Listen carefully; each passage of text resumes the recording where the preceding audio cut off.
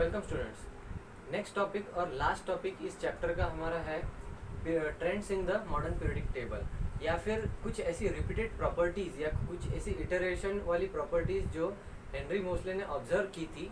वो प्रॉपर्टीज मतलब modern periodic trends. और वो प्रॉपर्टीज कुछ ऐसी थी कि पहली प्रॉपर्टी उनमें से वैलेंसी, एटॉमिक रेडियस या एटॉमिक साइज, उसके बाद इलेक्ट्रोपॉजिटिविटी एंड इलेक्ट्रोनेगेटिविटी। ठीक है, इलेक्ट्रोपॉजिटिविटी कुछ नहीं होता, बस जस्ट इलेक्ट्रॉन की कमी मतलब इलेक्ट्रोपॉजिटिविटी बोल देते हैं। कहीं पे नेगेटिव चार्ज नहीं है मतलब वहाँ पॉजिटिव है। ओके, नाउ सी, अब ये पीरियोडिक ट्रेंड में सबसे पहला है वैलेंसी।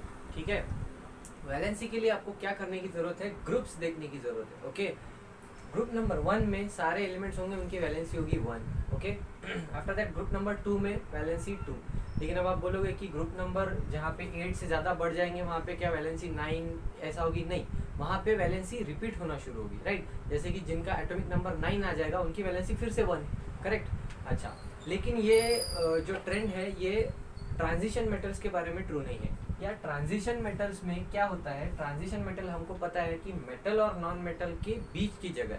ठीक है, तो अब मेटल्स जो हमेशा इलेक्ट्रॉन्स लूज करेंगे, नॉन मेटल हमेशा इलेक्ट्रॉन गेन करेंगे, they will gain electronegativity. Correct, तो इलेक्ट्रोनेगेटिविटी कैसी होगी? बढ़ती जाएगी। यहाँ पे अगर हम इस तरफ जाएंगे तो इलेक्ट्रोनेगेटिविटी बढ़ती जाएगी। क्यों? क्योंकि मेटल से नॉन मेटल की तरफ जा रहे हैं और नॉन मेटल में इलेक्ट्रोनेगेटिविटी ज़्यादा होती है। देखो यहाँ पे मैंने बताया, मेंशन किया, इलेक्ट्रोनेगेटिविटी बढ़ती जाएगी। और इलेक्ट्रोपॉजिटिविटी बोलोगे तो इलेक्ट्रोपॉजिटिविटी कम होती जाएगी। करेक्ट, तो ये हुआ हमारा ट्रेंड, एक ट्रेंड इलेक्ट्रोपॉजिटिविटी या फिर वैलेंसी के बेस पर, कि वैलेंसी के थ्रू इलेक्ट्रोनेगेटिविटी या इलेक्ट्रोपॉजिटिविटी का क्या होता है। ओके, अच्छा, अब नेक्स्ट चीज़ है कि ट्रांजिशन एलिमेंट की वैलेंसी किस तरीके की होती है। तो ट्रांजिशन एलिमेंट की वैलेंसी जो होती है वो +2 +3 इस तरीके की वैलेंसीज वो शो करते हैं, यानी कि मोर देन 1 वैलेंसी वो शो कर सकते हैं। ओके, अभी हमको ट्रांजिशन एलिमेंट्स के बारे में ज़्यादा नहीं पढ़ना है क्योंकि वो बाद में आ जाता है। जो हाइब्रिडाइजेशन स्टेट्स ऑफ एटम वगैरह है उनमें हमको पढ़ना है 11th-12th में।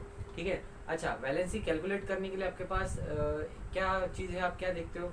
Just the number of outermost electrons in the outermost shell. Okay, ठीक है, अब हम नेक्स्ट ट्रेंड पे आते हैं, atomic radius. Okay, atomic radius, atomic radius कैसे इंक्रीज या डिक्रीज होती है उसका एक एग्जांपल देखते हैं। फॉर एग्जांपल ये कोई एक रैंडम एटम है। Okay, this is something random atom. Okay, तो पहला हम कंसिडर करते हैं कि वो इस तरफ मेटल्स का कोई एटम है। राइट, तो अब मेटल्स के कोई एटम में क्या होगा, आउटर मोस्ट शेल में एक ही इलेक्ट्रॉन होगा। करेक्ट, समझ लो हमने इस ग्रुप से लिया है। करेक्ट, अब हम जैसे जैसे लेफ्ट टू राइट जाएंगे तो क्या होगा, नंबर ऑफ इलेक्ट्रॉन्स बढ़ते जाएंगे। राइट, नंबर ऑफ इलेक्ट्रॉन बढ़ते जाएंगे, 1 2 3 4 5, समझ लो अगर ये एम शेल है तो टोटल 18 इलेक्ट्रॉन आ जाएंगे। करेक्ट, अब मुझे बताओ ये न्यूक्लियस के अंदर कौन सा चार्ज होता है? Positive charge. और इलेक्ट्रॉन्स का कौन सा है? Negative charge. और हमको पता है कि opposite charges attract each other. Right, तो जैसे जैसे हम लेफ्ट टू राइट जाते जाएंगे इलेक्ट्रॉन्स के नंबर बढ़ते जाएंगे और उतना ही ज्यादा इलेक्ट्रोस्टैटिक फोर्स बढ़ता जाएगा। इलेक्ट्रोस्टैटिक फोर्स बढ़ता जाएगा। ओके, ये जो इलेक्ट्रोस्टैटिक फोर्स है in between the positive and negative charges. Okay, ये positive and negative charges of proton and electron, ये बढ़ने की वजह से ये इलेक्ट्रॉनिक रेडियस जो है या फिर एटॉमिक रेडियस जो है, एटॉमिक साइज वो श्रिंक होगा। ठीक है, so the atomic size will go on decreasing as we go from left to right. okay, तो ये लिखा है atomic radius goes on decreasing from left to right। ये देख लो यहाँ पे वेरिएशन कैसा है, लेफ्ट टू राइट है। ओके, अच्छा, नेक्स्ट चीज, अब हम देखते हैं कि ग्रुप वाइज अगर हम टॉप टू बॉटम जाए, अभी हम लेफ्ट टू राइट जा रहे थे, अब टॉप टू बॉटम में क्या होता है देख लो। टॉप टू बॉटम में वैलेंसी कांस्टेंट है क्योंकि हम ग्रुप के अलॉन्ग आ रहे हैं, तो ऐसे ग्रुप में देखोगे तो वैलेंसी तो कांस्टेंट ही रहेगी ना। करेक्ट, नेक्स्ट चीज, एटॉमिक रेडियस का क्या होगा।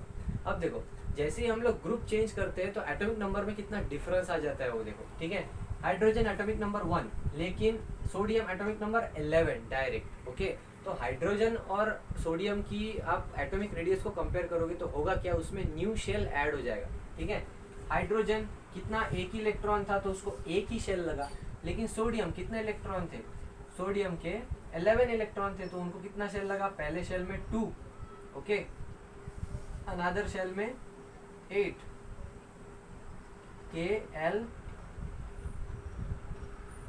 ओके, तो 2 और 8 10 और फिर आखिरी का m शेल भी लगा उसको 1 इलेक्ट्रॉन। ओके, तो यहाँ पे नंबर ऑफ शेल्स कितने बढ़ गए देखो, करेक्ट। सो होता क्या है, atomic radius goes on increasing as we go downwards. क्यों? क्योंकि new shells get added, new shells get added, new shells added. Okay, ये न्यू शेल के एडिशन की वजह से एटॉमिक रेडियस जो है वो बढ़ती जाती है as we go down the group. Okay, ये डायग्राम जो है सोफिस्टिकेटेड एकदम छोटी सी डायग्राम है, इसी के ऊपर से सारे ट्रेंड्स क्लियर हो जाएंगे। इलेक्ट्रोनिगेटिविटी का क्या हुआ?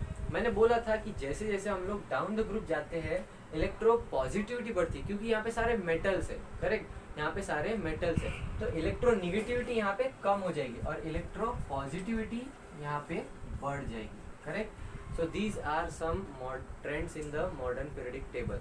ठीक है, ये बहुत इजी ट्रेंड्स है, करेक्ट। आपको वैलेंसी, एटॉमिक रेडियस, इलेक्ट्रोनिगेटिविटी और इलेक्ट्रोपॉजिटिविटी यही चीजें डिस्कस करनी है। ओके, तीनों के ऊपर आप अपने मन से 3-3, 4-4 पॉइंट्स लिख सकते हो। ओके, सबसे इंपॉर्टेंट एटॉमिक रेडियस वाला पॉइंट है, बोर्ड्स में लगातार पूछा जाता है। ओके, आफ्टर दैट सी हमारे पास एक ट्रेंड और मिला है, क्लोरीन, ब्रोमीन, आयोडीन, ये हैलोजन ग्रुप है। ओके, वैसे तो हम बोलते हैं कि कोई नॉन मेटल खुद से रिएक्ट नहीं करता, लेकिन हमने एक्सेप्शंस देखे थे जैसे कि कार्बन, उनमें ये भी आ जाते हैं। हैलोजेंस जो है खुद के साथ बॉन्ड करेंगे और इनके अंदर continuous Cl2 chlorine gas, Br2, okay, and I2, ये ऐसे कॉम्बिनेशंस हमको एग्जिस्ट करेंगे। ओके, तो ये जो ट्रेंड था, यहाँ पर एक अलग ट्रेंड मिला हैलोजेंस के बारे में। ठीक है, हैलोजेंस की प्लेस आप लोग देख करके मॉडर्न पीरियडिक टेबल में देख करके मुझे बताएंगे। ओके, तो ये थे कुछ modern trends in the modern periodic table.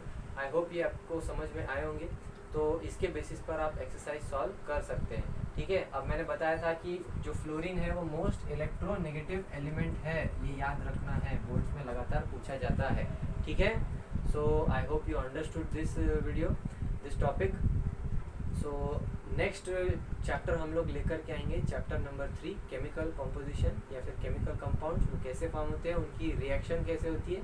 ठीक है, सो थैंक यू।